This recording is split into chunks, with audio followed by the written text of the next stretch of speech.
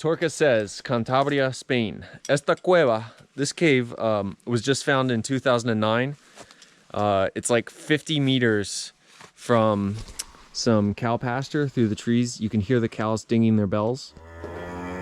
And that farm has been there for like centuries. It's amazing that they just found this. A couple of French cavers, I think. So there's 3 kilometers of passage, heavily decorated. The entrance pitch is vertical. And then shortly after this one, there's another vertical pitch. So we've tied our anchor. We're gonna be rappelling in and see what we can find in Torca Cez. All right, so we're rappelling in. This first pitch is not so big, but right after it, there's another one. And we're gonna do a rebelay with the rope of some sort here, pending what we find. Down we go!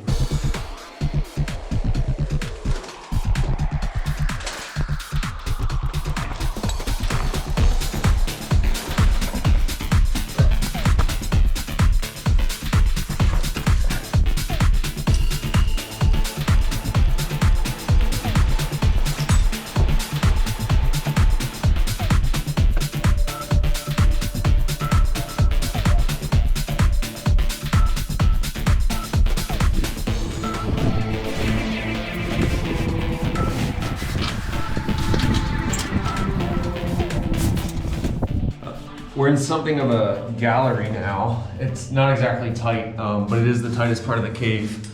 And it continues through this hallway. There's air blowing on my face. And between that and the map, I know that it's about to open up into something bigger.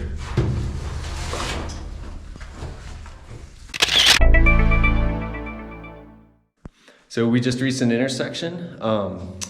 And the description we're using to navigate this cave said that when the first explorers came in here in 2009, they described this as el Museo de Singular Belleza, a museum of just really unique beauty. This is insane. Look at this.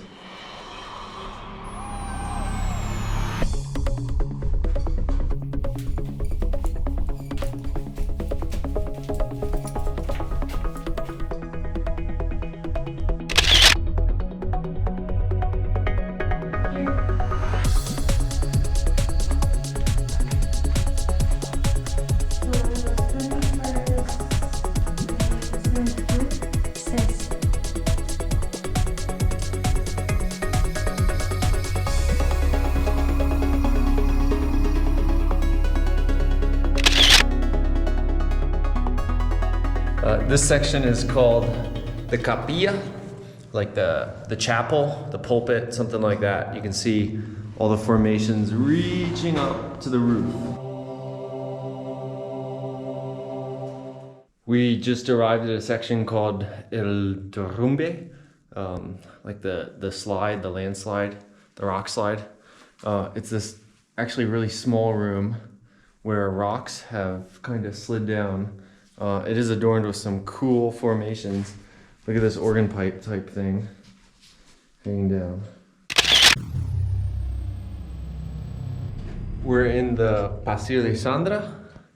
This is like a perfectly human-sized passage that continues with a few intersections, decorated with some sparse and really neat formations.